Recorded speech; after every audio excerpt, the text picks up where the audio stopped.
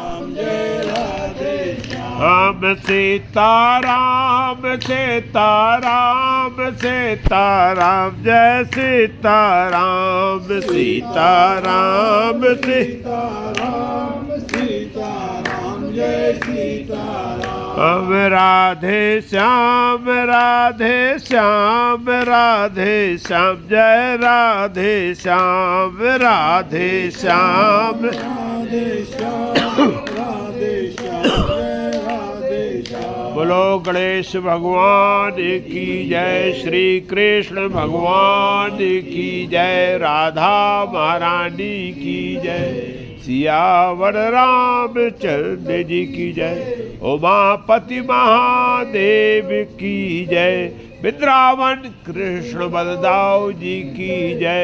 बोलो दत्तात्रेय भगवान की जय, पवन सुत हनुमान की जय, वेद व्यास जी महाराज की जय। बोलो सब संतन की जय। जय सीताराम हर महादेव। गजाननम भूत गणाधिसेवितम, कपित जाम्बो फलचार भक्षणम, उमासुतम शोक विनाशिकारकम, नमामि विघ्नेश्वर पाद पंकजम, नमामि विघ्नेश्वर पाद पंकजम। वासुदेव सुतम देवम कंस चारोण मर्दनम, देवकी परमानंदम, कृष्णं वंदे जगत गुरुम, कृष्णं वंदे जगत गुरुम, कृष्णं वंदे जगत गुरुम। सरस्वती महाभागे देवी कमल लोचने, विद्यारूपे विशालाक्षी, विद्याम देहि नमोस्तुते, विद्याम देहि नमोस्तुते, विद्याम देहि नमोस्तुते। श्री गणेशाय नमः। ओम।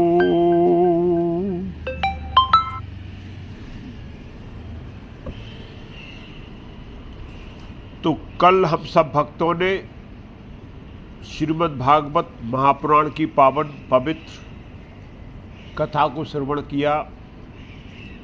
कथा का प्रसंग तृतीय स्कंद, भगवान कपिल देव, कपिल का प्राकट। कल हम सब जिस कथा को श्रवण किए कि छाया ब्रह्मा जी के छाया पुत्र कर्दम ऋषि ने तपस्या की, तपस्या का फलाभूत ये हुई कि उनको स्वयंभू मनु और महारानी शत्रुपा से प्राकट देवहूति जो धर्मनिष्ठ हैं, जो व्रत उपवास और योगनिष्ठ है को धारण करने वाली है, ऐसी पत्नी प्राप्त हुई। पत्नी की प्राप्ति के बाद कर्दम ऋषि आश्रम में भगवान की भक्ति में निरंतर प्रगाढ़ रहने लगे और देवहूति ने भी अपना पति धर्म का पालन करते हुए उनकी सेवा में लग गए। काफी समय अंतराल गुजर जाने के बाद तब कहीं कर्दम ऋषि को उनका ध्यान आया और उन्होंने उनको दिव्य नौखंड के विमान में सभी लोगों की बहार भ्रमण करा के और गृहस्थ जीवन का आनंद प्रदान किया। उनको 9 पुत्रियों भगवान की कृपा से प्राप्त हुई और 10वां पुत्र उनको भगवान ने जो आशीर्वाद दिया था कर्दम ऋषि को, स्वयं श्री हरि कपिल भगवान का स्वरूप धारण करके वो कर्दम ऋषि के घर में माता देवहूति के माध्यम से प्राकट हो गए। ब्रह्मा जी ने आके सब महर्षियों संत ऋषियों के साथ कपिल भगवान की स्तुति की। प्रभु आप बड़े करुणा निधान हैं, भक्तों का रात दिन आप चिंतन करते हो। हम और आप भक्त भगवान का चिंतन करते हैं, ऐसे ही भगवान जो है भक्तों का चिंतन करते हो। भक्तों को इस भूधरा धाम पर जीवन यात्रा में सही मार्गदर्शन देने के लिए और इस भूधरा धाम से मुक्त होने के लिए प्रभु आप यहाँ प्रकट हुए हो। आप सर्वशक्तिमान होते हुए भी, निराकार होते हुए भी भक्तों के लिए साकार रूप में प्रकट होते हैं। कपिल भगवान की सभी वंदना की सबने। स्तुति वंदना करने के बाद एक प्रश्न रखा गया। कर्दम ऋषि ने बोला कि हमारी ये 9 कन्याएं हैं ब्रह्मा जी से, ये सब शादी के योग्य हैं। तो वही जो संत ऋषि आए हुए थे, सब ब्रह्म ऋषियों से 9 कन्याओं का विवाह कर्दम ऋषि ने कर दिया, जिसकी ही पूरे भूधरा धाम पर सब वंशावली दिखाई देती है। हम और आप सब बोलते, जैसे मेरे से पूछा जाए कि आपका गोत्र कौन है, तो हम बोलते हैं हम कश्यप गोत्री हैं। तो अब कश्यप गोत्री होने का मतलब यह है कि उस समय कश्यप ऋषि थे और कश्यप ऋषि की ही संतान आगे बढ़ती हुई आज हम और आप जो है, किसी से पूछो कौन, बोले हम भृगुवंशी हैं, हमारा वशिष्ठ। अब ये वशिष्ठ गोत्र हो गया। तो इस प्रकार से ये जो है वंशावली जन्म जन्मांतर से चली आ रही है। ये सब जो है हम सब ऋषियों की संतान हैं, इतना हम आपको समझ लेना चाहिए। इसके बाद जब ब्रह्मा जी चले गए तो कर्दम ऋषि ने बिल्कुल ये जो है गृहस्थ धर्म का सबसे बड़ा जो है लक्ष्य होता है कि अब गृहस्थ धर्म की हमारी पूर्ति हो गई, अब मेरे को अपने कल्याण के लिए कुछ करना चाहिए। जबकि भगवान साक्षात उन घर में प्रकट हो गए और उनको निश्चित है। लेकिन क्या यदि हमारे महापुरुष, हमारे महर्षि जिस रास्ते को यदि नहीं पकड़ेंगे तो फिर दूसरे कैसे अनुसरण करेंगे। तो कर्दम ऋषि ने सोचा कि जब हम ही जो है इस गृहस्थ आश्रम में लिपटे रहेंगे, इस मोह माया में लिपटे रहेंगे, तो हमारा अनुसरण करने वाली जो पीढ़ियां आएंगी वो सब उसी का अनुसरण करेंगी। और यहाँ उन्होंने माता देवहूति से बोला कि हे देवी, मैंने जो मेरा कर्तव्य दायित्व था वो पूरा कर दिया, अब मैं जो है वनवास के लिए जाता हूँ। और यहाँ देवहूति ने आज्ञा दे दी, प्रभु ठीक है, आपने हमको साक्षात भगवान का प्राकट दिया, ये सब आपका ही स्वरूप है, आपने ही प्रकट किया है। और अब तो हमारे सानिध्य में मेरा पुत्र कपिल आ गया है, अब मेरे को कोई चिंता नहीं संसार की, आप निश्चिंत हो जाइए। यहाँ पत्नी ने आज्ञा दे दी। जीवन में श्रीमद् भागवत बोलती है कि गृहस्थ जीवन में भी कोई संन्यास धारण करना चाहे, यदि उसको पत्नी की आज्ञा नहीं है और वो उसके बाद भी सन्यासी हो गया है, तो उसका वो सन्यास धर्म जो है वो हाँ व्यर्थ है और वो उसके लिए कल्याणकारी नहीं है। हाँ, तो उसको अब कल कथा यहाँ तक हम सब सुन चुके थे। अब मुख्य वृत्तांत आया और एकांत में कपिल भगवान के सानिध्य में महर्षि कर्दम जी गए हैं। बोले प्रभु, मेरे को सब ज्ञात है कि संसार का उद्धार करने के लिए आपने हमें वो देवहूति को माध्यम बनाया, इस संसार में ज्ञान प्रकट करने के लिए आपका प्राकट हुआ है। अब मैं गृहस्थ धर्म से निवृत्त हो चुका हूं। वैसे तो मेरे को अपने कल्याण की कोई चिंता नहीं है। गर्दम ऋषि बोल रहा है मेरे को अपने कल्याण की चिंता नहीं है। जिसके घर में साक्षात भगवान जैसा पुत्र यदि प्राप्त हो जाए तो उसको क्या कल्याण की चिंता है।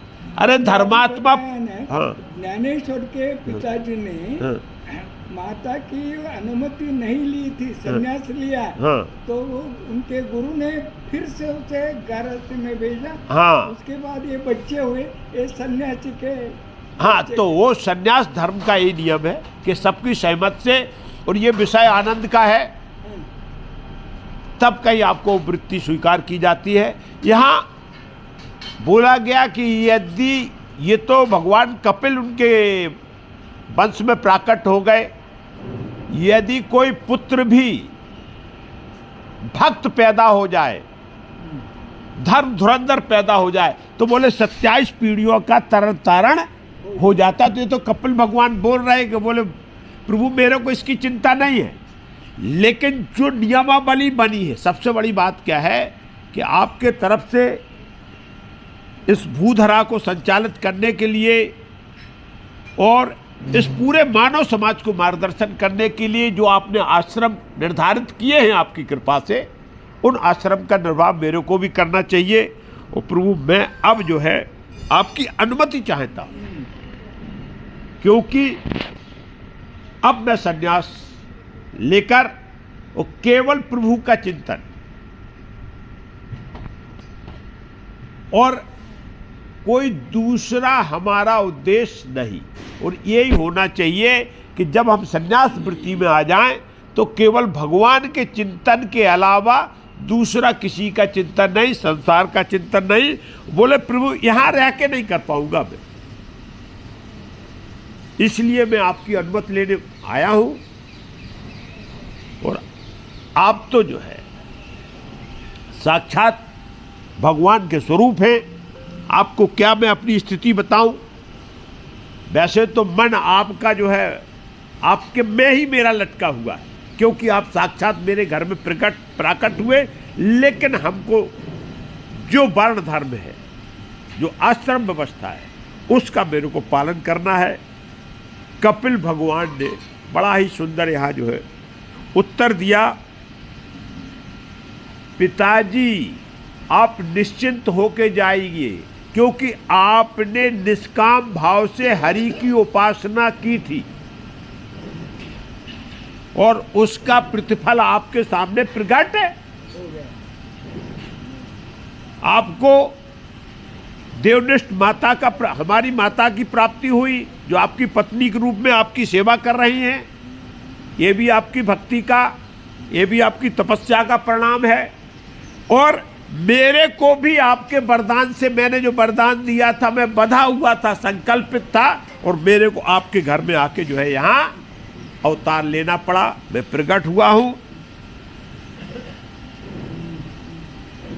आप किसी भी प्रकार का शोक और आसक्ति को त्याग के वन को प्रस्थान करो।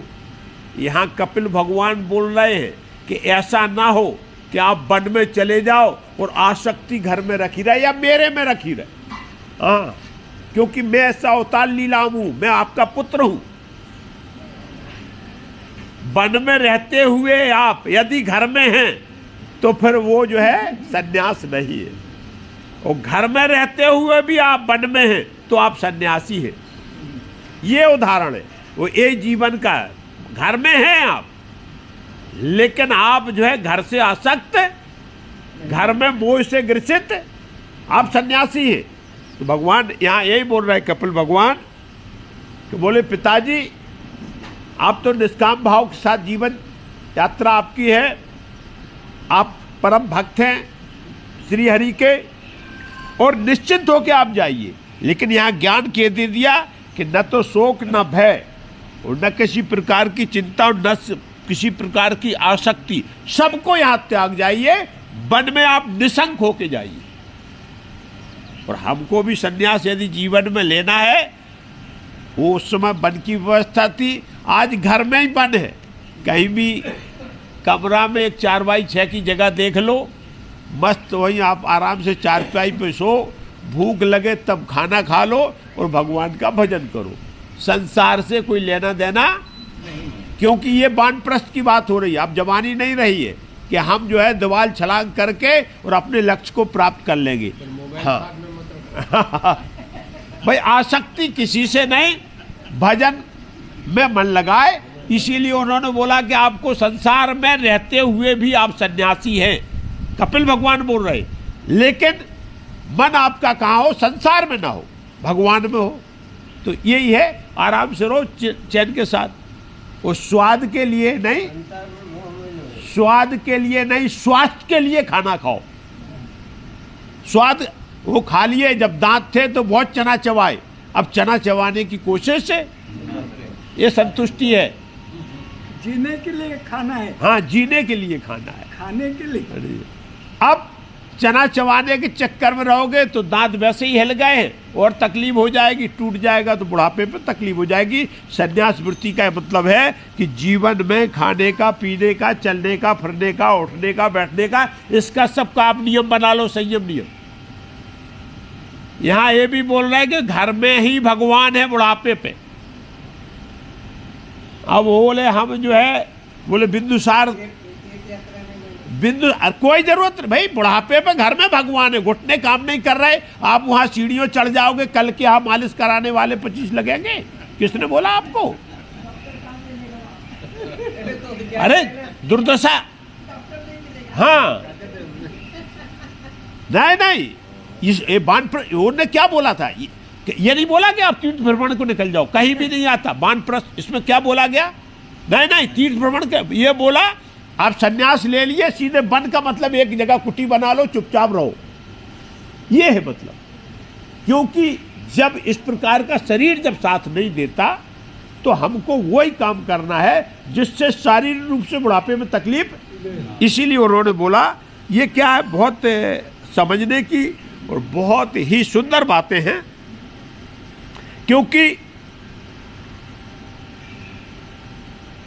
और एक बात बोले बहुत जल्दी, क्योंकि आपकी आत्मा शुद्ध और पवित्र है, आप बहुत जल्दी जो है मुझे प्राप्त हो जाओगे।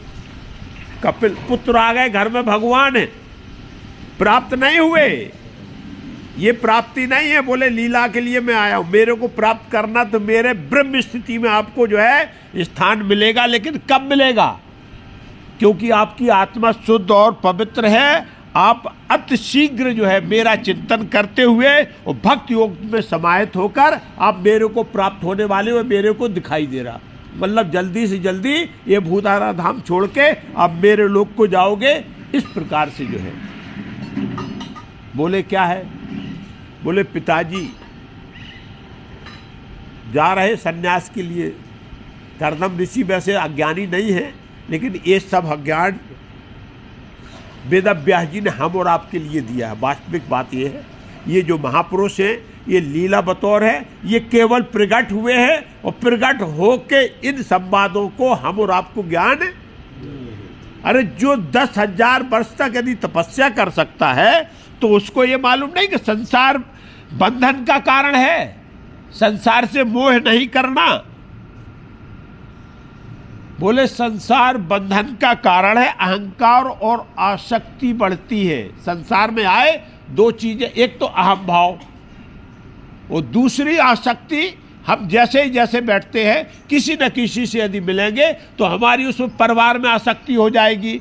अरे किसी से मित्रता अच्छी हो गई तो उसमें आसक्ति हो जाएगी, या जमीन जायदाद थोड़ी ज़्यादा खरीद लिया तो उसमें आसक्ति कि मैंने ये मकान नहीं देखा, उसमें जंगला में क्या हो गया होगा, इधर खेत पे नहीं गए उसका क्या, मतलब आसक्ति क्यों हो गई?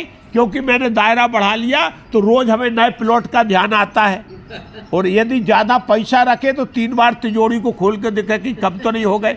ये क्या आसक्ति का कारण है? तो बोले पिताजी संसार में आने के बाद क्या हो जाता है, आसक्ति बढ़ जाती है और अहम भाव पलने लगता है। अब घर छोड़, ये वानप्रस्थ का मतलब क्या है? कपिल भगवान इसलिए ज्ञान दे रहा है कि यही जो है आपका भक्ति योग है कि आप छोड़ दो सब, आपके देखने वाले हो गए हैं, जो देखेंगे करेंगे, लेकिन आपकी जो अवस्था आ गई उसको स्वीकार करो और आप इसके लिए इससे थोड़ा दूरी बनाओ। अच्छा, एक उपाय भी बताया, बोले पिताजी वैसे आपने तो निष्काम भाव से जब तपस्या ही की है, भजन ही किया, संसार में ऐसे कम लोग होंगे जो निष्काम भाव से भजन या तपस्या करते हैं, लेकिन हम और आप जितने भी यहाँ बैठे हुए, सबसे बड़ा मोक्ष का कारण है कि आप लोग सब बिगड़ संकल्प के कोई आपके अंदर कोई इस प्रकार का संकल्प नहीं कि मैं भागवत सुनूंगा तो भगवान मेरा ऐसा कर दे। केवल भगवत चर्चा के भाव से, निष्काम भाव से हम भगवान की कथा सुन रहे हैं, ये मोक्ष का सबसे बड़ा साधन है। सब लोग कथा कराते हैं, श्रीमद् भागवत, बोले प्रभु आपने ऐसा कर दिया तो मैं श्रीमद् भागवत का संकल्प कर रहा हूं, या मैंने इतना बड़ा मकान बना लिया उसको उद्घाटन में श्रीमद् भागवत करो, ये संकल्प है। और हम और आप जो सुन रहे हैं, कोई संकल्प नहीं, कोई विकल्प नहीं, केवल समय है भगवत चर्चा किया जाए, भगवान का नाम लिया जाए। इसको बोले ये बहुत बड़ी बात है कि संसार में जो है हर कर्म को भगवान को सुपुर्द कर देता है। एक नियम बताया है बहुत सुंदर, श्रीमद् भागवत बार बार इस बात को आता है कि आप संसार का जो है कर्म की बात कर रहे हैं, ये ध्यान रखना, कोई विकर्म वाली बात नहीं हो रही। 3 प्रकार के कर्म होते, कर्म, अकर्म और विकर्म। कर्म को बोलते सदकर्म, जहां कर्म शब्द आए वहां अच्छे काम की बात हो रही, मानव कल्याण की बात आ रही। अकर्म निष्काम भाव से जो कर्म किया जाए, माना ही नहीं जाए कि मैं करता हूं, भगवान करता है। और विकर्म जो वेद विरुद्ध काम किया जाए उसको विकर्म बोलते। तो यहां बात जो भगवान बोल रहा है कि जो भी कर्म आप करते हो सुबह से लेके शाम तक, एक बार प्रभु पर दंडोती लगाओ और बोलो प्रभु ये सब आपके द्वारा किया गया, ये आपका कर्म था और मैंने आप केवल कारण मात्र बन के आपकी शक्ति से किया, ये आपको सुपुर्द। भजन भी सिंह साहब का कर्म निष्काम कर्म ही है। हाँ, तो निष्काम भाव से किया गया कर्म मोक्ष का सबसे बड़ा साधन है। और इसमें यह बोला कि यदि हम जो कर्म भी करते, इससे क्या होगा, हमको अहम अहंकार नहीं आएगा। हमने धनार्जन भी किया है, लेकिन धनार्जन का बताया गया कि उसकी पद्धति क्या हो, हमारी धर्म के अनुसार हो। धर्म के अनुसार धन जो कमाया गया, बोले प्रभु आपकी कृपा से प्राप्त हुआ, ये आपका है। केवल इतना संकल्प करना है। और प्रभु सुबह से लेकर शाम तक चलते फिरते, उठते बैठते, और व्यवहार में कोई गलती हुई तो 2 बार कान पकड़ के क्षमा मांग रहा हूं। सीधे सीधे ये भक्त के लिए साधारण से उपाय है, इससे वृत्ति चेंज होती है। ऐसा ये चमत्कारक है। दवा देखने में बहुत छोटी दिखाई देती है, गोली, बोले ये क्या करेगी, इतना बड़ा 1 क्विंटल का शरीर है, ये छोटी सी दवा, लेकिन इतना प्रभाव करती कि आदमी तुरंत स्वतंत्र हो जाता, स्वस्थ हो जाता है।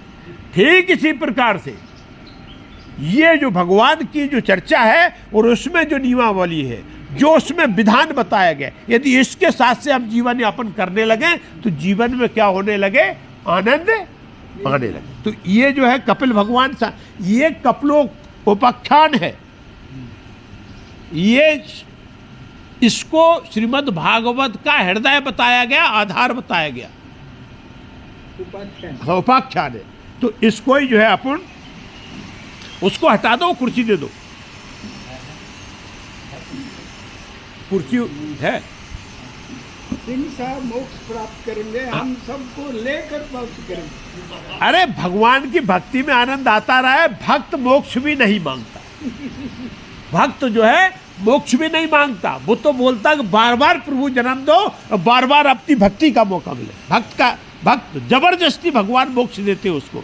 जैसे माँ बच्चा नहीं खाता है, ले जबरन खिलाती क्योंकि ये भूखा रह जाएगा, क्योंकि इसको खेल में आ रही। ऐसे ही भक्त भगवान के खेल में व्यस्त रहता, लेकिन भगवान बोलते नहीं, अब तुम्हारी भूधरा पे कोई जरूरत नहीं, मेरी सेवा में चलो। तो ऐसे ले जाते। भक्त का भाव होता है कि भगवान मेरे को बार बार इस भूधर्म पे जन्म दो और आपकी सेवा के, आपके दर्शन की, आपकी लीला के गुणगान करने का मेरे को मौका मिले। इस प्रकार का तुकाराम नहीं है, आपने जो कहा ना। हाँ बिल्कुल, हम भी संतों की वाणी बोल रहे हैं, हम कोई अपनी तरफ से नहीं बोल रहे। मेरे पास कोई अपना ज्ञान नहीं है, ये सब संतों की वाणी है, जो उन्होंने बोला वो सुन के वो समझ के मैं बोल देता हूँ। लेकिन है वास्तव में ऐसा जो है चिंतन हमारे आपके अंदर चलना चाहिए, और कर्म को हम जो है क्या करें, यदि भगवान को सुपुर्द कर दें तो हम कर्म बंधन से मुक्त हो जाएंगे। कर्म बंधन मोक्ष का सबसे बड़ा रुकावट है, क्योंकि कपिल भगवान ने बोला कर्म बंधन से मुक्त। जैसे आपने दान किया और आपने माना कि मैंने दान किया, ठीक है, बहुत अच्छी बात, आपने दान, अच्छा काम है, सत्कार में कर्म है, अच्छा काम किया आपने, लेकिन वो दान के बदले भगवान उसके बाद आपको और विभूतियां देके और फिर से सुख भोगने के लिए इस भूधरा पे भेजेंगे, फिर से आना पड़ेगा। मतलब ये बंधन होगा, मोक्ष नहीं मिलेगा, क्योंकि अच्छे कर्म का फलाभूत अच्छी होने वाली है, और उस अच्छी फलाभूत के साथ जो है कुछ बुराइयां भी आएंगी, तो फिर से सुख फिर से दुख। ऐसा नहीं कि हमने दान कर लिया तो हर समय हम आनंद भोगेंगे, क्योंकि ये जो संसार सागर है इसमें सुख और दुख का जोड़ा है। यदि आ गए हैं तो उसमें सुख दुख बराबरी से भोगना ही। तो अच्छा कर्म करें या बुरा कर्म करें, ये दोनों ही बंधन के कारक है। यदि इनसे मुक्त होना है तो भगवान के कर्म को क्या करो, भगवान के सुपुर्द। बोले प्रभु मैं कुछ नहीं हूं, सब आप हैं, आप कर रहे हैं, और मैं जो है आप उसके द्वारा आप करा रहे हैं, और मैं साधन मात्र बन के कर रहा हूं। इस प्रकार से ध्यान देने की बात है। बोले एक बात और बोल दिया, आपने बहुत अच्छा चयन किया पिताजी। कपिल भगवान बोले बहुत अच्छा चयन किया, क्योंकि सत्संग से बड़ा इस संसार में कोई मोक्ष का साधन नहीं है।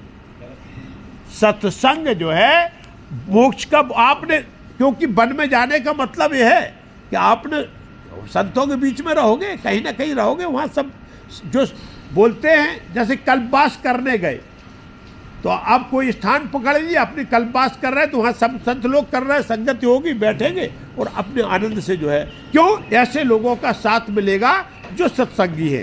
तो बोले सत्संग से बड़ा मोक्ष का कोई साधन नहीं है। बहुत बढ़िया। आत्मचिंतन और भगवान की अनन्य भक्ति ही मोक्ष प्रदान कराती। दो चीजें बताई इसमें मोक्ष के लिए, कर्म नहीं बताया इसमें। कर्म तो आप जो, क्यों, कर्म बंधन का कारण कर्म आप नहीं कर रहे, कर्म भगवान करा रहा, आप कर रहे हो। भगवान के द्वारा जो भी बताया जा रहा, ये बल्ब जल रहा है, ये बिजली से जल रहा, सीधी बात। यदि ये मान के चलें कि भगवान ही शक्ति दे रहे हैं, भगवान ही भक्ति दे रहे हैं, उसी से हम जो है कर्म कर रहे हैं, तो ये तो जो है बंधन से हम मुक्त हो जाएंगे। लेकिन दो चीजें आपको करना पड़ेगी, एक आत्मचिंतन, दूसरी अनन्य भक्ति। ये दोनों ही जो है मोक्ष के पक्का साधन है। जो आत्मचिंतन के साथ, भगवान के चिंतन के साथ भक्ति में लगा रहता, और भक्ति ज्ञानी के लिए तो भक्ति जो है वो ज्ञान के द्वारा वो भक्ति का प्रचार प्रसार करते हुए ज्ञान के द्वारा वो भक्ति को प्राप्त करता है। लेकिन भक्त के लिए भक्ति इस संसार की पूरी सेवा है। ज्ञानी जो ज्ञाननिष्ठ होता है वो ब्रह्म तत्व को जान के और उस ज्ञान के द्वारा मोक्ष को प्राप्त करता है। लेकिन भक्त जो है, जो केवल भगवान के चरण अनुरागी है, इसमें यह बोला गया कि यदि भगवान को आप मंदिर में देख रहे हो, इस मूर्ति में यदि भगवान को देख रहे हो, तो संसार की हर विभूति में भगवान को देखना स्वीकार करो। जैसे भगवान के सामने यहाँ आप नमन कर रहे हो, जिस भाव से यहाँ सेवा कर रहे हैं, उसी भाव से संसार की सेवा करो। ये भक्त का उच्च कोटि की स्थिति है। और ऐसे भक्त को क्या होता है कि मोक्ष प्राप्त होता है, जिसको प्रवाण पद बोलते हैं। तो इस प्रकार से जाते जाते कर्दम जी को कपिल भगवान ने,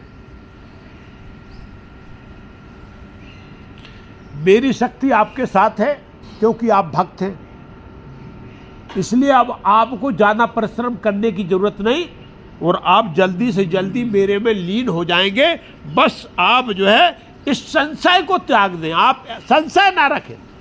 भगवान की शरण में आ जाने के बाद फिर संशय रखने की जरूरत है नहीं। निश्चिंत हो जाइए कि हम नीली छतरी वाले की छतरी के अंदर हैं, चिंता मत करो, उसकी छाया में हैं, संशय त्याग दो, कोई अनिष्ट नहीं होगा। ये भाव हम और आपके अंदर जागृत होना चाहिए। कपिल भगवान ने इसी प्रकार से वो कर्दम ऋषि यहाँ जो है अपनी धर्म पत्नी देवहूति को प्रणाम किया। देवी बोले अब ये घर गृहस्थी सब आपकी जिम्मेदारी में है, अभी आप आनंद से रहो, आपका पुत्र है, आपको मोक्ष प्रदान कराएगा। वो आपको हमको ज्ञात है, मैं भी जान रहा हूँ। पुत्र ने आश्वासन दिया कि आपको ब्रह्म ज्ञान की प्राप्ति कराएगा, वो आपको ब्रह्म तत्व का ज्ञान देगा, तो आप आनंद के साथ पुत्र के साथ रहो और इस संसार का भोग करो। और अब मैं विरक्त हो चुका हूँ और इससे क्या मैं जा रहा हूँ। तो इस प्रकार से कपिल भगवान ने जो है सबको प्रणाम करते हुए नमस्कार किया। हाँ, पत्नी को प्रणाम किया। भगवान संत के सामने जब हम संन्यास ले लेते हैं उस समय न नर रहता और न नारी रहता है, न पति रहता है न पत्नी रहता है, न भाई रहता न बहन रहता। सन्यासी की दृष्टि में सब भगवान है। सन्यासी के फिर क्या, पति पत्नी के यदि संबंध आप पाल के रखे हो तो फिर किस बात के सन्यासी हो। घर छोड़ दिया, विरक्त हो गए, सब संसार उसको एक जैसा होता है। ये ऊंची बातें हैं, कहने में सरल हैं, लेकिन वास्तविकता प्रमाण यही बोलता हूं। जो संत हुए वो ऐसे ही हुए। वो जो है फिर उसके बाद तो उनको संसार भगवान में दिखने लगता है। बोलने में थोड़ा सा ऐसा लगता है, लेकिन वास्तव में स्थिति यही हो तो ही आप संत हो, नहीं काहे के संत हो। गृहस्थी में यदि लगे हुए हो, यदि संबंधों में घिरे हो तो संत नहीं हो, सन्यासी नहीं हो।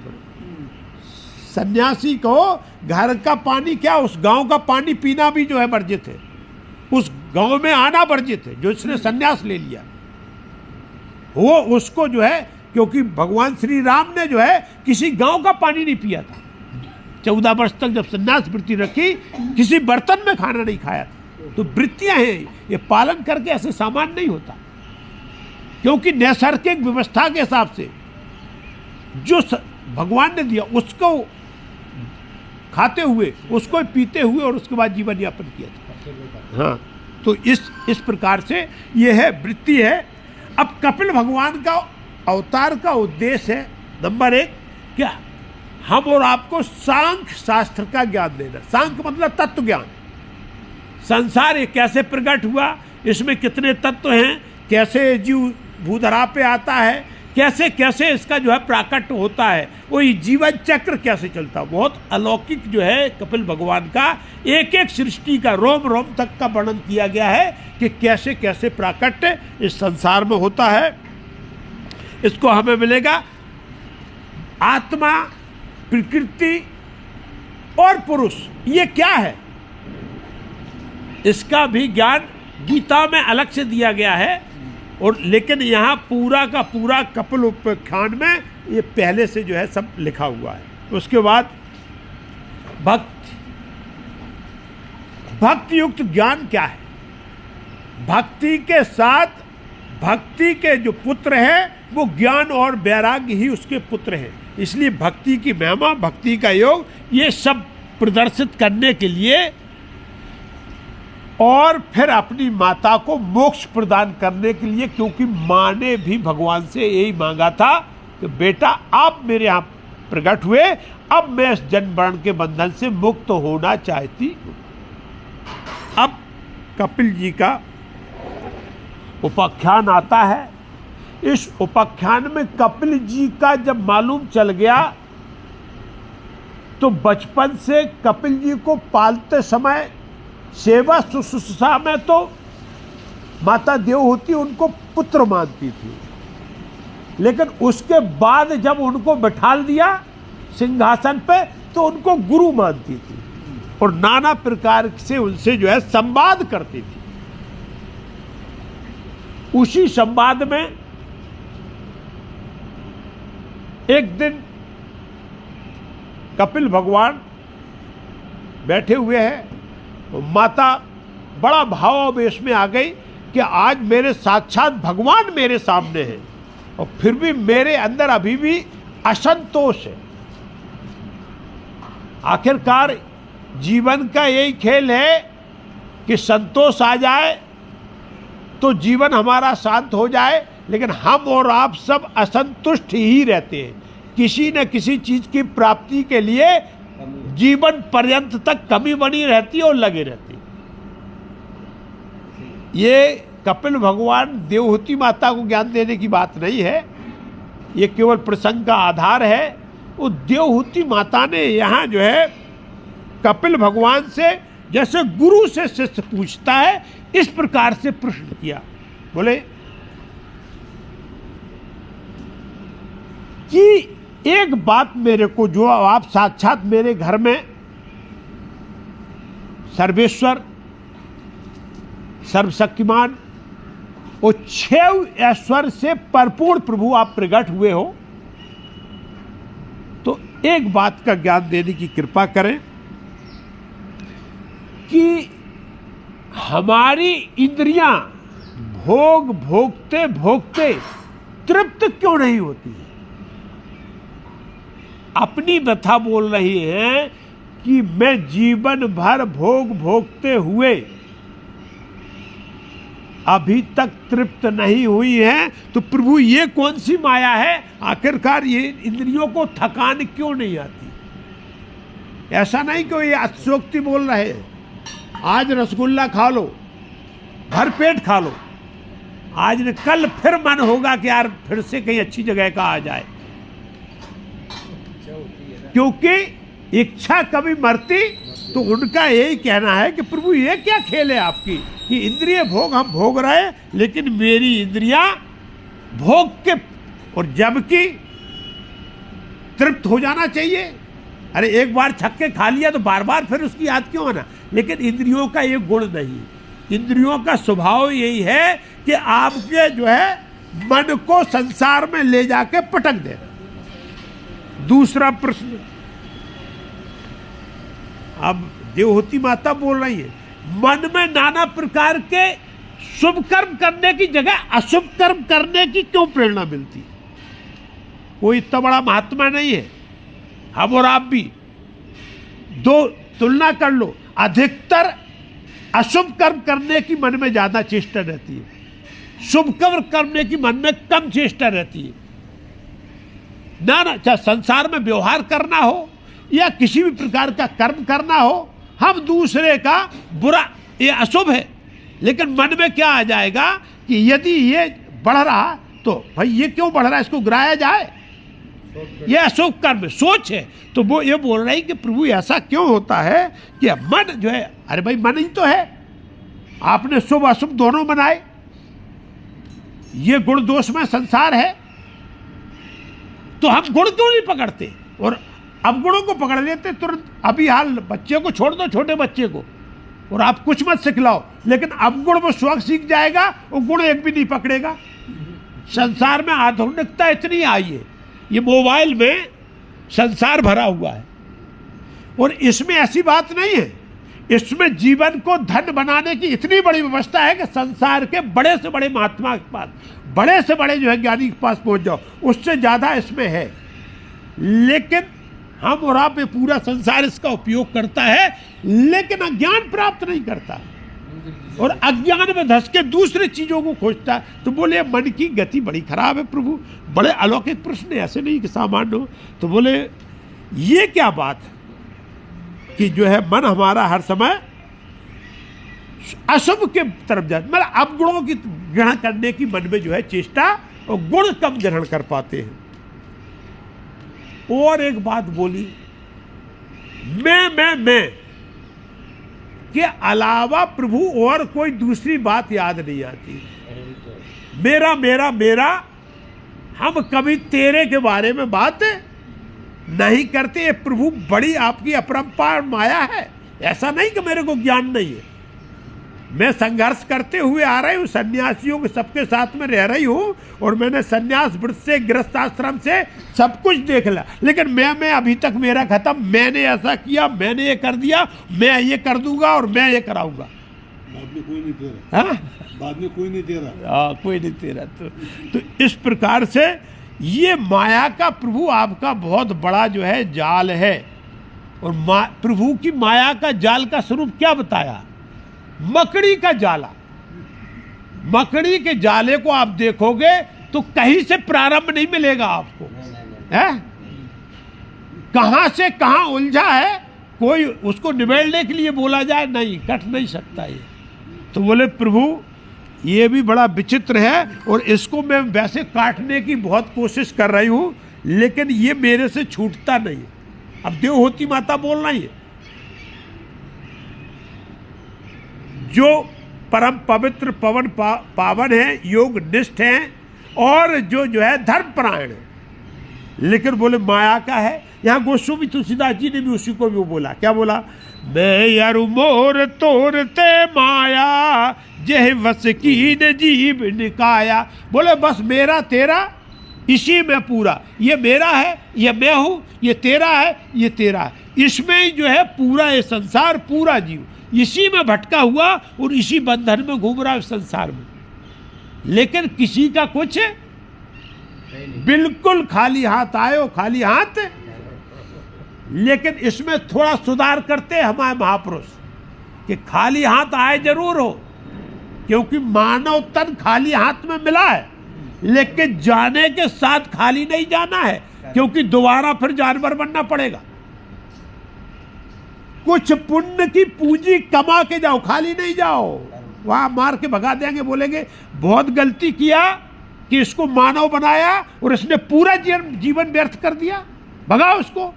फिर से 84 लाख के चक्कर लगाने के लिए छोड़ दिए जाओगे। इसलिए खाली हाथ जाना नहीं है, पुण्य की पूंजी कमा के और उसके पास आप जाओगे तो दिव्य धाम आपको प्राप्त है। तो यहाँ देवहूति वही कल्याण का साधन पूछ रही हैं कि प्रभु इस माया से कैसे मुक्त हो। मुट्ठी बांध कर आए जगह में, हाँ, खाली हाथ जाना, खाली हाथ नहीं जाना है, हाथ भर के जाना है, लेकिन पुण्य की कमाई करके जाना है। वो साथ जाती, वो नहीं, ये शरीर रह जाएगा, ये चलेगा, ये तो पंचभूत है, यहाँ रहेगा। अब क्या बोली देवहूति, ज्ञान बोल रही, जो बात जो है एक हमारे संत ने बोली वही बात बोली है। बोले प्रभु सब कुछ आपसे हो सकता है, इस संसार में कोई दूसरा नहीं है, और हम और आप इस ध्यान में नहीं रहे, ये आध्यात्मिक विषय है, इसमें जो है संसार में कोई दूसरा साधन नहीं माया काटने का, भगवान के अलावा, अध्यात्म के अलावा कोई दूसरा साधन नहीं माया काटने का।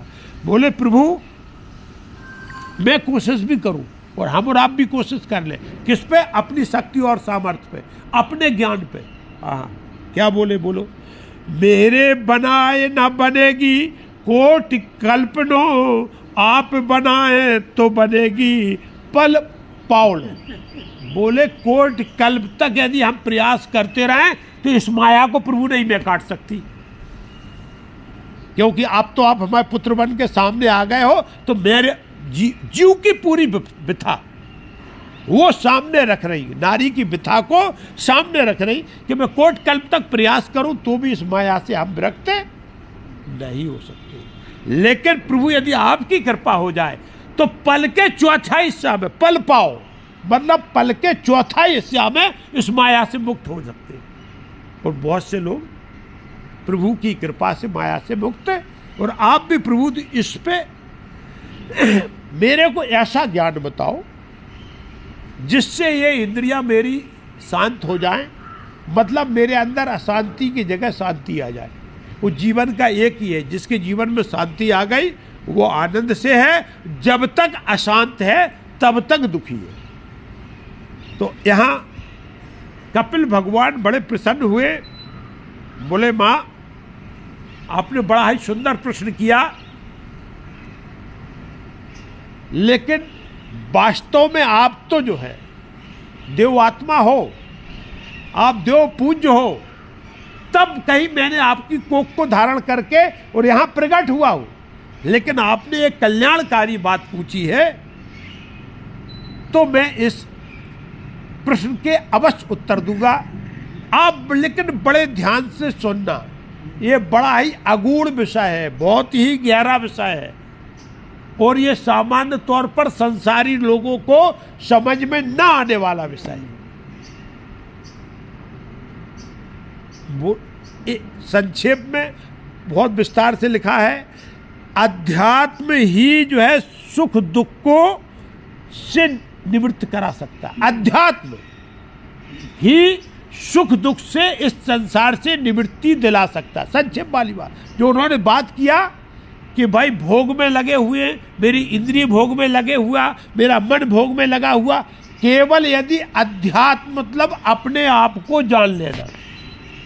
और अपने आप को जानने का मतलब क्या है? मैं आत्मा हूं, ये मैं शरीर नहीं।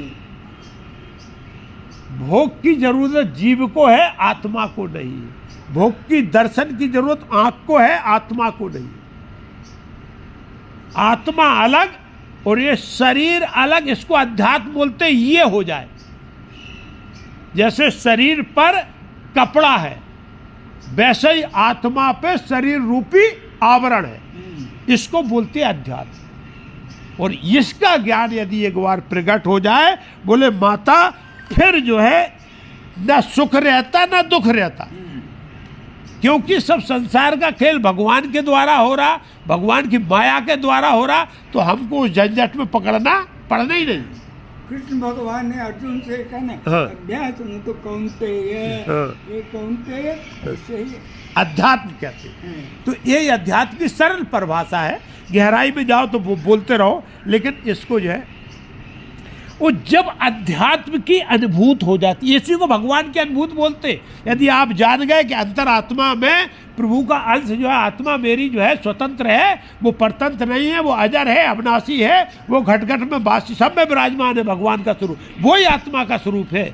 बोले ये किसी के बंधन में, ये केवल अज्ञान बस बंधन में है। और बोले माता, ये ज्ञान जब हो जाता है तो अति आनंद जिसको बोलते हैं, सुख नहीं, अति आनंद की प्राप्ति होने लगती है। फिर आपको जो है जीव रसगुल्ला खाने के लिए नहीं बोलेगी। फिर भगवान का जो प्रसाद मिल जाएगा, जीव उसको ही खा के आनंद महसूस करेगी कि इससे अच्छी कोई संसार में चीज। भगवान का प्रसाद क्या? भगवान की कृपा से जो प्राप्त हो गया उसको मैंने प्रसाद समझ के ग्रहण कर लिया, आत्मसंतुष्टि प्रकट हो गई, माता अति आनंद आने लगता। फिर आपको जो है संसार से कोई चाह, लेकिन कब होगी? जब अध्यात्म की अनुभूति हो जाएगी, अर्थात अध्यात्म का ज्ञान हो जाएगा। बोले माता, मन दो प्रकार का है। मन का जैसे सिक्का के दो पहलू होते हैं, ऐसे ही मन के भी दो पहलू हैं। एक मन जो है संसार के भोग में लगाता है, हर समय वो मन का खेल है। यदि उसकी चल रही है तो वो हर समय संसार के भोग में लगा के रखेगा, और इंद्रियों का वो राजा है। आपके पास 5 कर्मेंद्रिय और 5 ज्ञानेंद्रिय, इनका राजा मन है। मन क्या किया? वो पूरी डोर को समेट के अपने कब्जे में किया हुआ है, और वो डोर जाके बुद्धि से बंधती है। अब मन और बुद्धि का यहाँ खेल है। मन उल्टा है तो वो क्या करेगा? रथ को सीधा संसार में हाकेगा, मंदिर की तरफ नहीं आने देगा, कथा भागवत नहीं सुनने देगा। अरे बोले क्या सुनते हो? ये मन का खेल है। तो बोले मन माता 2 प्रकार का होता है। वो पहला मन जो है संसार के भोगों में लगाता है, योग में नहीं लगने देता। मन के मते न चलिए, हाँ। मन के मते अनेक। किसने कहा है? कबीर। हाँ, कबीरदास जी का है। तो वो ही है। और एक मन जो है वो योग में लगाता है। योग का मतलब भगवान से जोड़ता है। योग का यहाँ जो आध्यात्मिक विषय में योग का मतलब तो जोड़ना। तो योग शब्द जहाँ आता है वहाँ आप सीधा भगवान से जुड़ रहे हो। तो बोले माता, एक तो मन संसार में, अब और एक मन जो है आपका योग में लगाता है। तो भोगने की यदि इच्छा हो रही है, आप कोई जो है उन्होंने क्या एग्जामिनर बना दिया आपके शरीर के, कपिल भगवान बोल रहा है किसी से पूछने की जरूरत नहीं माता। यदि भोगने की इच्छा हो रही मन में, नाना प्रकार के व्यंजन, नाना प्रकार के दर्शन, नाना प्रकार का श्रवण जिससे संसारिक आनंद प्राप्त हो, नाना प्रकार का स्पर्श जो आपकी 5 ज्ञानेंद्रियां हैं, ये जिस प्रकार से आनंद का भोग के यदि संसार में लेके जा रही है, बोले माता फिर आप समझ लो कि अब मोक्ष नहीं मिलने वाला। ये मन मेरे को क्या कर रहा है? खड्डे में लेके जा रहा, सीधी बात है। वो रथ आपका जो है, ये जो 5 ज्ञानेंद्रिय रूपी घोड़े हैं और ये कर्मेंद्रिय सबका आपका रथ है, वो अलग विषय है। लेकिन मन क्या करा है कि इनको फिर ले जाके खड्डे में गिराएगा। तो बोले मन को यदि भोग में लगा है और मन लालायत हो रहा भोग भोगने का, तो माता आप पक्का समझ लो कि मन में हमारे अंदर क्या है, विकार है। मन हमारा विकार युक्त रहता है, तब हमारे अंदर भोग भोगने की इच्छा होती है। जब मन हमारा पवित्र और पावन होता है तो हमको योग करने की इच्छा होती है। इस प्रकार से उन्होंने बोला है, और यही सुख और दुख का कारण है। बोले और कोई दूसरा नहीं, आपका मन ही माँ ये सुख और दुख जो संसार में आप महसूस कर रही हो। लेकिन इसका साधन क्या है? मन को शुद्ध और पवित्र करने के लिए कौन सा साबुन है? आपने भी कहा ना, मैंने मनुष्याणाम बंधनम कार्य मोक्ष, वही है। तो मन को क्या करना है, इसका प्रारंभिक साधन बताया है, भजन। बस, जिसमें एक भी मात्रा, और भोजन में मात्रा है, भजन में मात्रा नहीं है। अब पकड़ लो यदि पकड़ सकते हो। भोजन मात्रा के हिसाब से करना है, जिससे भजन करते समय आलस, और भजन बेमात्रा करना है, इसमें एक भी मात्रा नहीं, भजन। तो ये बेमात्रा है और भोजन मात्रा के साथ है। तो जिसने भजन पकड़ लिया उसका मन भी पवित्र हो जाएगा और इंद्रियां भी माता पवित्र हो जाएंगी, और बस उसके लिए फिर क्या है, दिव्य है, फिर उसके लिए जीवन धन्य है। अलौकिक शक्तियां उसके सामने अपने आप प्रकट हो जाती हैं। लेकिन यहां लेकिन शब्द लगा दिया कपिल भगवान ने। बोले माता, लेकिन भजन जो होना चाहिए वो हितकर होना चाहिए, अहितकर नहीं। भजन का जो संकल्प है वो हितकर होना चाहिए। बहुत से लोग भजन करते हैं कि पड़ोसी की भैंस मर जाए। भाई भजन कर रहे भगवान को, हम जो है तपस्या कर रहे, बोले आज कुछ भी हो जाए तो हम इसका नुकसान हो जाए, अच्छा इसमें मूठ चलवा दो, हाँ दिनारी दे दो। अरे ये अभी नहीं है, महापुरुषों में भी आया है। महापुरुषों में दुर्वासा ऋषि ने कृत्या छोड़ दी भजन करके, बोले अपनी शक्ति का प्रयोग किया और कृत्या को छोड़ दिया।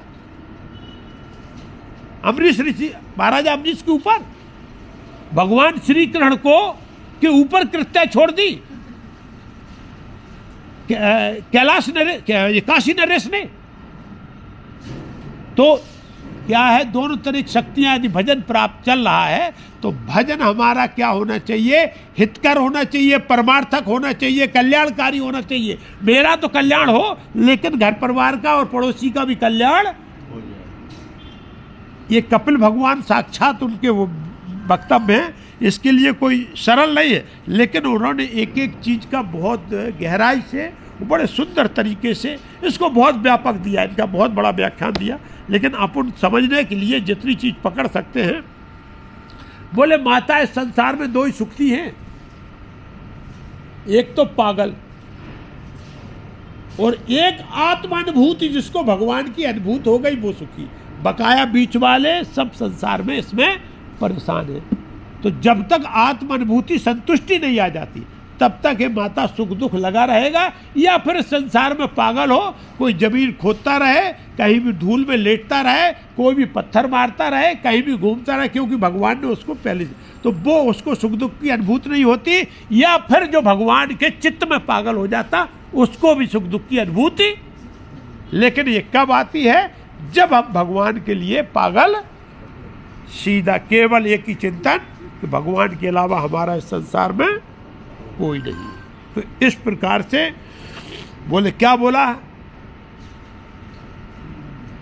गोस्वामी तुलसीदास जी ने बोला है, काम है प्यारी नार जिम लोबह के प्रियदाम, जिम रघुवंश निरंतरे बसो श्री राम। यहाँ जो है क्या बोला कि ठीक भगवान के प्रति हमारा जो है ऐसा हृदय में भगवान का वास हो जाए, जैसे कामी आदमी होता वो रात दिन स्त्री का चिंतन करता, दूसरा उसके दिमाग में नहीं आता। और जो लोभी होता वो दाम के अलावा दूसरी बात वो कभी कुछ भी कर्म करता रहे, लेकिन वो हर समय सोचता कि पैसा। तुलसीदास जी इसी बात बोले, भगवान आप मेरे हृदय में ऐसे ही बसो कि रात दिन में कोई संसार का काम करता रहूं, लेकिन आपका चिंतन नहीं छूटना चाहिए। इसको बोलते तेलावत भक्ति, तेलावत धारा की भक्ति। जैसे तेल गिराया जाए तो तेलावत इसकी लस टूटती नहीं है, धार लगातार गिरती, ऐसे आपकी भक्ति निरंतर चलना रहना चाहिए, तब उस भक्ति में जो है आनंद आता है। तो बोले माता जब इस प्रकार से हमारा मन भगवान में लग जाता है तो फिर जो है इस संसार से न सुख न दुख की। अभी मन जो है संसार में लगा, इसके लिए हम और आपको सुख और दुख की अनुभूति हो रही है। अब भजन बता दिया, साधन बता दिया कि भजन होना चाहिए,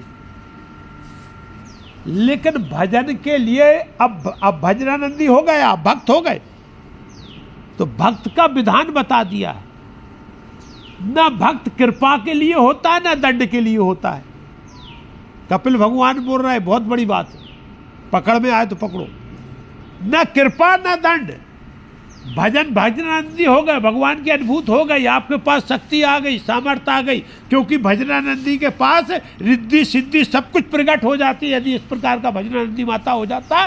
लेकिन वो कृपा भी नहीं कर सकता किसी को ऊपर, वो किसी को दंड भी नहीं दे सकता। क्यों? वो भगवान का नौकर है, अरे वो स्वामी है, वो सेवक है। भजन यदि उसने कृपा करना और दंड देना चालू कर लिया, क्या हुआ? उठाया, बहुत संत ऋषियों का आता है, उन्होंने तुरंत संकल्प किया और जल मार दिया, बोले जाओ कौवा बन जाओ। तो बोले वो मुक्ति को प्रदान नहीं होता है। भजनानंदी जिसके पास भगवान की कृपा हो गई है, हाँ, दोनों काम भगवान के हैं। जिसको दंड देना है वो भगवान दिलाएंगे, और जिस पे कृपा करना है वो भगवान दिलाएंगे। उसका काम केवल क्या? भगवान की चिंतन करना, भगवान का भजन करना। और बोले क्या है? जब दंड भी नहीं, कृपा नहीं, भक्त का काम केवल भगवत सेवा है। भक्त का दूसरा कोई काम बताया नहीं गया। जो भजनानंदी हो गया है माता, जो उसने ले लिया केवल भगवत सेवा के अलावा दूसरा कोई काम नहीं है। भगवत सेवा का मतलब ये पूरा संसार ही भागवतिक रूप में है, और इस संसार की हम पे जो सेवा अच्छी तरह बन जाए, यही भगवत सेवा का स्वरूप है, यही भक्ति का माता स्वरूप है। अब ये कैसे आएगी? भजन में वृत्ति कैसे बढ़ेगी? और ये भाव कैसे आएगा कि हम न तो कृपा भी छोड़ दें, नहीं हम तुरंत आशीर्वाद देने लगते हैं। यदि नेक शक्ति आ जाए, कोई बोले प्रभु हाँ तुम पुत्रवती भवो, तुम्हारे ये हो जाए, तुम्हारे हाल क्या हाथ उठता सीधा। अरे भगवान की कृपा के अलावा कोई हुआ ही नहीं पैदा जो हाथ उठा के आपको बोल दे ये क्यों? अरे ब्रह्मा जी के पास नहीं ताकत, जो वो भी भगवान की शक्ति से होता है। भगवान चाहे तो अभी बोले ना तो कृपा और ना दंड। और दंड तो देने में यदि संत कोई हो जाए, थोड़ी सिद्धि प्राप्त हो जाए, तुरंत दंड दे देगा। बोले तुम ये जो है, बोले भक्त का काम केवल भगवत सेवा है। लेकिन ये कैसे आएगा? बहुत बड़ी बात बोल दिया है तो, क्योंकि ये जो है केवल संग जो है और आसक्ति दो जीवन में बंधन के कारण है। हमारा और आपका जन्म से लेके और मृत्यु पर्यंत तक दो चीजें हमको जो है हर समय जीवन मिलती। एक तो संग, कि हमारा जन्म से लेके और कहां कहां किसके साथ संग हो रहा था, सबसे बड़ा प्रभाव है जीवन में संग का। और दूसरी आसक्ति, मोह, ये दोनों ही मेरे को बंधन के कारक है। उस संग, यदि हमने अज्ञानी लोगों का संग किया, दुष्ट लोगों का संग किया, तो वो आपके अंदर ये भाव आने नहीं देंगे कि भगवान के हाथ से मुक्ति मिलती है। वो तो बोलेंगे संसार में मुक्ति है, जीवन मिला है, आज खा लो पी लो, फिर किसने देखा है, यही बोलते हैं ना। और वेस्टर्न का यही है, खाओ पियो मौज करो, उसके बाद देखा जाए। भस्मीभूतस्य देहस्य पुनरागमनम कुतः। हाँ। एक बार भस्म होने पर फिर कहाँ आता है? तो तस्मात् सर्व प्रयत्नेन ऋणम कृत्वा घृतम पिबेत्। तो ये अज्ञानी लोगों का है, और ये पकड़ लेते इनका संग मिल जाएगा। वो दूसरी आसक्ति, यदि जीवन में मोह बढ़ गया ना, पति से, पत्नी से, बच्चों से, भाई से, बहन से, संसार से, संपत्ति से, जमीन, सब से, इसी से मोह बढ़ता, और मोह बढ़ गया तो यही दोनों जो है जीवन में बंधन के कारक हैं, और ये जो है आपको मोक्ष प्राप्त होने नहीं देते। लेकिन बहुत बड़ी बात कपिल भगवान ने बोल दिया, बोले माता, साधु संग और साधु के प्रति आसक्ति ही मोक्ष का सबसे बड़ा साधन है। साधु, सन्यासी नहीं बोला यहां, बैरागी नहीं बोला उन्होंने, साधु। साधु। साधु संसार में कहीं भी हो सकता है, ग्रस्त में भी हो सकता है, वो सन्यासी में भी साधु होते हैं, और हर जगह जो जिसका सद्व्यवहार है, जिसका अच्छा आचरण है, जो संयम नियम से जीवन जीता है, उसी को हम कहते हैं साधु। बोले ये साधु है। साधु वैसा चाहिए जैसा सूप सुबह सार सार को गैर लिए थोता दे उड़ाए। तो ये साधु की, बोले साधु का संग हो, और साधु से यदि आसक्ति हो जाए कि मतलब अच्छे आदमी के नहीं मिल पाए, नहीं सत्संग हो पाया उसके साथ, तो आपके अंदर एक डाय उठना चाहिए, अरे आज मेरा सत्संग छूट गया, आज हम उनके साथ नहीं बैठ पाए, आज उनसे दो बात हमने नहीं कर पाई, आज दो कब, अरे पता नहीं किस शब्द में कब कल्याण का रास्ता मिल जाए, अरे कौन शब्द हम पकड़ ले हमारा जीवन धन्य हो जाए। तो बोले माता, दो चीजें जो है जीवन में बंधन का कारण है, और साधु संग हो जाए और आसक्ति हो जाए तो साधु ही मोक्ष का सबसे बड़ा साधन है। आसक्ति का मतलब क्या? साधु से आसक्ति। हाँ, साधु से आसक्ति इसका मतलब? चाह, जैसे आप किसी से प्रेम करते हो, प्रेम करते हो, तो प्रेम में चाह होती है कि आज इनके दर्शन नहीं हुए, आज हमसे मिल नहीं पाया, लेकिन कोई शारीरिक सुख भोग की चाह नहीं होती, वो उनकी वाणी की चाह होती। साधु का मतलब उनके व्यवहार की चाह होती है, उनसे आज मैंने नहीं देख पाया तो आज कोई ज्ञान मेरे को सुनने को, जैसे बोलते चरण अनुरागी, ये शब्द ऐसे है। आसक्ति का मतलब ये नहीं कि साधु से कोई हमको शारीरिक आनंद चाहिए, साधु से कोई हमको शारीरिक व्यवहार चाहिए, फायदे के लिए नहीं, उसके व्यवहार से हमको क्या होगा, उसके जो वाणी से है, उसके आचरण से है, मेरे को मुक्ति मिल जाएगी, इसके लिए।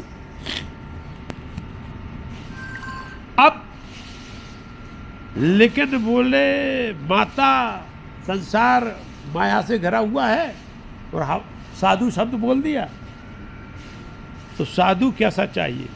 अभी बोला ना, साधु ऐसा चाहिए सूप सुबाए, सूप की तरह हो कि वो आपके अंदर के कचरा को फेंक दे, और केवल जो तत्व है वो आपके अंदर घुसे। संसार से कचरा न, संसार कचरा बाहर कर देगा। साधु होगा, अच्छी बात करेगा, विवेकपूर्ण बात करेगा, अध्यात्म की बात करेगा, आपका कचरा खत्म। तो साधु ऐसा चाहिए जैसा सूप।